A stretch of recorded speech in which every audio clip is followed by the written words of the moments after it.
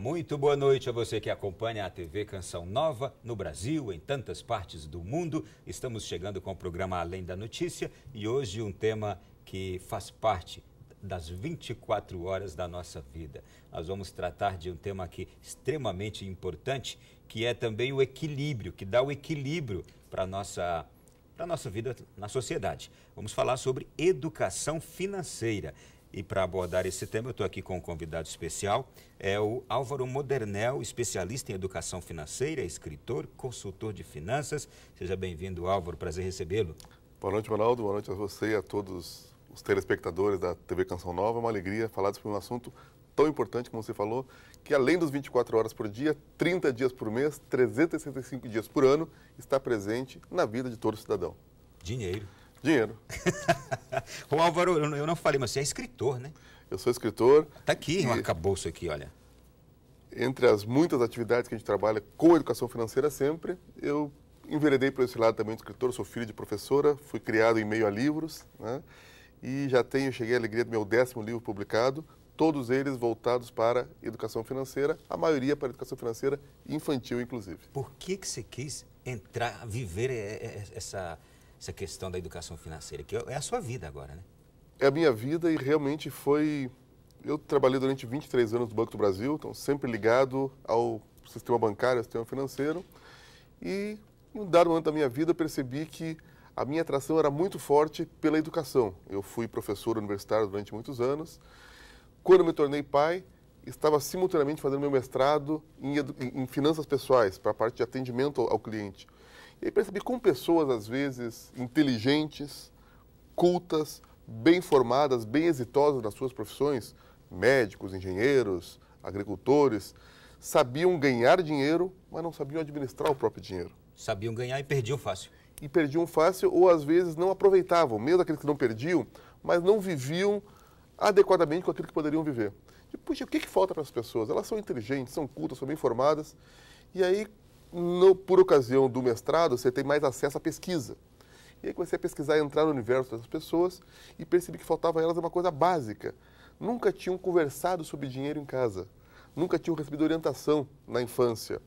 E o dinheiro entrou na vida delas sem que elas tivessem sido preparadas para isso. E nesse mesmo momento estava ocorrendo no mundo, nascendo aquilo que hoje se chama educação financeira. Estou falando de 10 anos, 10, 12 anos atrás, quando eu estava ganhando força. Me interessei pelo assunto, me apaixonei pelo assunto, virei um dos idealistas. Trabalhei mais alguns anos no Banco do Brasil e a minha atividade, isso aí era um hobby, os livros infantis eram hobbies. Meus primeiros livros foram feitos para meus filhos, exclusivamente para eles, sem pretensão alguma, mas tiveram boa aceitação, eu me empolguei com o assunto. O que era um hobby virou uma segunda profissão, a segunda profissão virou a primeira, onde eu virei um empresário, um consultor da área de educação financeira, Ronaldo. Isso quer dizer que quem não sabe cuidar do seu dinheiro é porque não foi educado para aquilo? É porque não foi educado para aquilo. Ou não recebeu educação ou não a desenvolveu, porque nem sempre você precisa de uma educação formal, mas você precisa necessariamente aprender a lidar com o dinheiro. Então é muito mais importante do que o conhecimento sobre taxa de juros, sobre mercado, sobre economia, é você administrar os seus próprios impulsos, né? Aquela questão básica. Se não tem dinheiro, não compra. Se vai comprar, pede desconto. Se vai comprar mesmo, pesquisa antes de comprar para encontrar o melhor preço, né? Se eu quero comprar alguma coisa, eu tenho que me planejar para isso. Eu não tenho que comprar e depois ver como paga. Eu tenho que primeiro juntar o dinheiro para depois ver o que eu posso comprar. Qual a grande diferença? Que quem paga à vista sempre paga mais barato. E aí a diferença. A pessoa que tem educação financeira, a família que tem educação financeira, ela, independente do nível de renda, ela consegue fazer esse dinheiro render mais. E quando rende mais, entre outras coisas, você conquista tranquilidade. E a tranquilidade financeira, inclusive, faz parte da qualidade de vida. Esta tranquilidade, essa qualidade de vida, ela está ao alcance tanto de quem ganha bem, quem ganha muito, quanto quem ganha pouco? Sem a menor dúvida.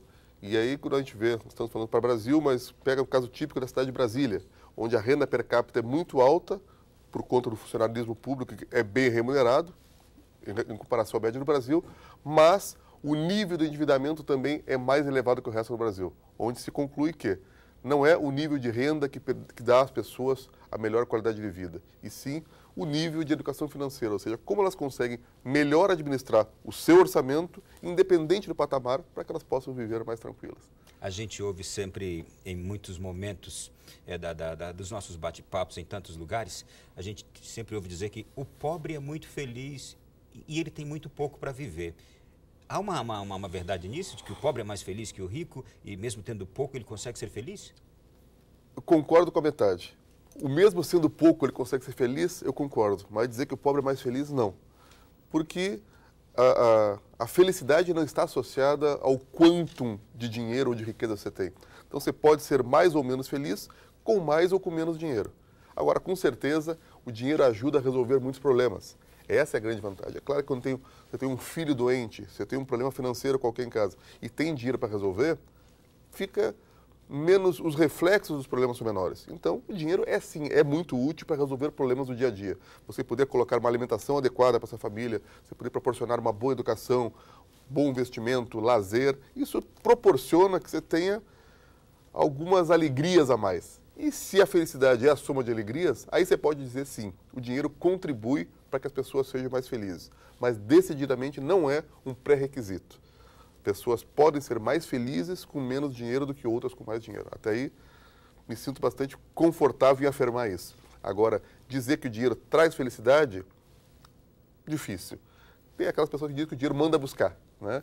Então, eu não vou nem para um extremo nem para o outro. Eu diria que os lados práticos da vida da gente, do dia a dia, do cotidiano, podem sim ser resolvidos com dinheiro. Então, se o dinheiro proporciona, por exemplo, quando eu digo dinheiro, assim, uma condição financeira boa, ele proporciona boa alimentação, boa moradia, você, entre outras coisas, vai ter o quê? Menos problema de saúde. Com menos problema de saúde, você tem a tendência de se aproximar mais da felicidade. Uma outra brincadeira que eu gosto de fazer nas consultorias que eu faço, né? Os problemas amorosos. O dinheiro não resolve. Agora, quem está com problema e brigou com o namorado, com o marido, assim, precisa tomar uma azinha para melhorar, pode ou no barzinho da esquina, ou estou triste, vou tomar um vinho nacional em Paris, né? É claro que é mais fácil você contornar, inclusive, esse tipo de situação. Quer mandar um buquê de flores, quer mandar uma caixa de bombons, às vezes isso agrada. Não é o valor do bombom, não é o valor das flores, mas você ter a capacidade de fazer isso, você poder dizer o seguinte... É o gesto, a delicadeza, é o gesto, a delicadeza, a elegância, tudo isso faz parte, né? Mas às vezes você poder dizer o seguinte, não vou trabalhar este final de semana, não preciso fazer o autônomo, por exemplo. Por quê? Porque estou com as contas pagas e estou precisando dedicar um tempo a mais para minha família, para o meu filho. Isso o dinheiro ajuda. Então, de maneira bem resumida, o dinheiro não traz felicidade, mas ajuda aquelas pessoas que têm a predisposição a ser felizes a se afastar dos problemas e, por conta disso, podem ser consideradas mais felizes. Aproveitando que eu estou com você aqui, é possível que haja pessoas que, além de não terem sido educadas para lidar com o dinheiro, que tenham distúrbios maiores, desequilíbrio maior no seu lidar com o dinheiro, que não conseguem viver com o que têm e que isso ultrapassa a questão da educação? Sem dúvida. Aí vamos falar um pouco das questões práticas, né? Na nossa parte de consultoria, nós temos uma empresa de educação financeira e boa parte dos nossos colaboradores, talvez uma parte muito significativa, são psicólogos e pedagogos. Justamente porque a nossa abordagem de educação financeira, uma abordagem humanista, ela é cada vez mais ligada à educação do que ao financeiro. O que significa isso? Muito mais ao comportamental do que ao conhecimento. E, sem dúvida, estudos de psicólogos, pessoas que estudam a psicologia econômica, inclusive, indicam que muitas pessoas tendem a buscar uma compensação para algum tipo de desequilíbrio ou desatenção psicológica ou mesmo emocional, compensando isso com compras, com gastos, com outras coisas, porque aquilo lhe traz uma satisfação momentânea. Então, muitas pessoas que têm, às vezes, um desequilíbrio na hora de gastar, que gastam demais, que compram muito, que são consumistas em excesso, aquilo geralmente não é um problema com o dinheiro. É o reflexo de uma situação que não está bem atendida em outra esfera da vida, que pode ser esfera emocional, pode ser esfera sexual, pode ser um aspecto psicológico qualquer. Então, o trabalho da educação financeira, muitas vezes, ele é assistido, ele é complementado por profissionais que trabalham, por exemplo, com a psicologia. Então, você nos ajuda aqui a entender que isso se torna até uma necessidade da pessoa de um tratamento em alguma dessas áreas. Sem dúvida, sem dúvida. Né? O corpo humano, a alma da gente, a aura da gente, ela é composta por várias vertentes, né? Então, uma delas é a parte espiritual, outra delas é a parte emocional, e se alguma delas está desequilibrada, uma outra parte acaba sofrendo. E muitas vezes essa outra parte, que é a mais fácil, a mais visível, é a parte financeira. Isto é, se a pessoa tem dinheiro, aquilo pode descarregar naquela área. Pode descarregar na galera. E se ela não tem dinheiro, ela descarrega no consumo, que gera um problema de dinheiro. Que é a dívida. Que gera a dívida. Exatamente isso, Ronaldo. Qual é o perfil dos maiores endividados? Existe um perfil para as pessoas que se endividam muito? Eu não vou te dizer que seja um dado científico, mas o maior perfil são aquelas pessoas que têm algum desequilíbrio emocional, algum desequilíbrio psicológico, alguma carência. Justamente essas que a gente está falando, então. Essas que a gente está falando nesse sentido. Agora, isso pode acontecer tanto com mulheres, quanto com homens, tanto com pobres, quanto com ricos, tanto de uma região quanto na outra, né? O que a gente vê é isso. Famílias melhor estruturadas, pessoas mais equilibradas, têm menos problemas de dinheiro, de endividamento ou de falta de aproveitamento do dinheiro, que é um outro problema que a gente pode abordar também no nosso bate-papo, né? Do que aquelas pessoas que você vê que tem algum tipo de desajuste nesse sentido. Você falou de falta de aproveitamento do dinheiro. Eu já quero tocar nesse assunto aqui. Vamos. Trata-se do muquirana, do mão de vaca, daquele que tem o dinheiro, mas passa inclusive necessidade, guardando aquele dinheiro com a linguagem antiga, debaixo do colchão. A pessoa vive como um miserável, sendo que ela tem condições de viver razoavelmente bem. O diagnóstico é esse. O diagnóstico é esse, Ronaldo. E esse foi um dos fatores que me levou a me interessar muito por educação financeira. À época eu trabalhava em banco, trabalhava com private banking, significa que aquelas pessoas com muito dinheiro disponível, aplicado no banco, e você convivia com as pessoas e percebia que elas, apesar de terem muito dinheiro, não aproveitavam a vida. Às vezes trabalhavam demais, não tiravam férias, não conheciam além da fronteira, não proporcionavam aos seus uma qualidade de vida digna, compatível com a sua capacidade financeira.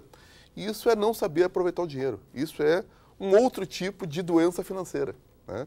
E tanto é que quando a gente trabalha em educação financeira infantil, que é outro ponto que a gente vai trabalhar daqui a pouco, a gente trabalha para que os pais e professores fiquem muito atentos aos dois extremos. Tanto aquela criança que é muito gastadora, que não planeja, que não cuida dos seus bens, não cuida do material escolar, não cuida dos brinquedos, que não dá bola para nada, quanto aquela outra que é muito apegada ao que é seu, não quer dar as roupas que não servem mais, não quer dar brinquedos que não usa mais, que valoriza muito aquilo que ela tem. Essas duas crianças estão apontando uma tendência de uma ser o quê? Perdulária, gastadora demais, e a outra ser o quê? Sovina, muquirana, como se fosse nesse sentido. E esses dois tipos de adultos vão sofrer, né? Então, a questão da educação financeira, os problemas financeiros não estão apenas relacionados à falta de dinheiro, mas também à falta de educação para fazer bom uso do dinheiro. E isso é muito ruim.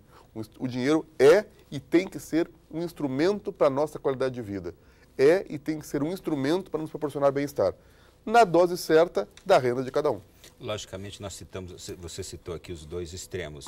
Aquele que tem e não usa, e aquele que não tem e acha que tem e gasta demais. Agora, você falando, eu me lembrei aqui de um caso de um senhor, que ele é muito rico, todavia ele sempre ensinou, tanto para os amigos, para os conhecidos, quanto para a família, ele diz, tenho muito dinheiro, mas não posso ter uma vida de ostentação. Não quero jamais andar num carro que demonstre que eu tenha dinheiro, não quero levar uma vida que demonstre que eu tenha dinheiro, para que também isso não provoque algo mal em outros. E nem a mim mesmo, provoque um mal a mim mesmo também. Então, ele ensinou isso e passa isso, inclusive, para todas as pessoas que convivem com ele. Ele tem dinheiro, mas ele não demonstra que tem. Que tipo de atitude é essa? Eu concordaria com a questão do não demonstrar que tem. Entendeu? Você não precisa ter para demonstrar que tem ou não. Agora, não aproveitar o que tem pode ser problemático. Então, uma questão é o seguinte, eu não ter um carro importado, aquele que se destaque no meio de todos os outros, para não chamar atenção, é uma atitude que pode ser até prudente. Agora, eu não ter um bom carro, confortável, que me dê segurança, que me dê conforto, tranquilidade, até a questão de recurso de segurança, eu acho que estaria abrindo mão de um direito que teria a ter. Tá, eu não estou dizendo que ele é assim, não, mas é muito importante que não você seja essa pessoa, não. Sim, seja, sim. Quem tem alguma coisa pensando em demonstrar, ou seja... Ostentar, aquela definição de status, né? Sim. O que é você querer status? É você comprar o que não precisa para agradar quem não conhece com dinheiro que você não tem. Absolutamente horrível. Né? Agora, se você tem dinheiro, você tem boas condições, por que não ter um bom carro? Por que não viajar de vez em quando? Por que não morar numa boa casa, comer bem, passear, ir a restaurantes? Se você tem esse dinheiro, se você tem condições, isso não é ofensivo a ninguém de maneira alguma. Ofensivo é você não aproveitar a vida com o dinheiro que o trabalho lhe proporcionou. Isso é ruim. Uma outra questão que não é bacana é quando as pessoas privilegiam demais o futuro, poupam, guardam, se preparam para o futuro e não vivem bem o presente. No outro extremo tem aqueles que aproveitam demais, gastam hoje e não pensam no futuro. Eu só quero aproveitar essa que você está falando aí, pessoas que privilegiam demais o futuro e não vivem o presente. É justamente o que a gente já tocou aqui agora há pouco mesmo. Não aproveitam daquilo que tem para hoje viver razoavelmente. Isso é um perigo.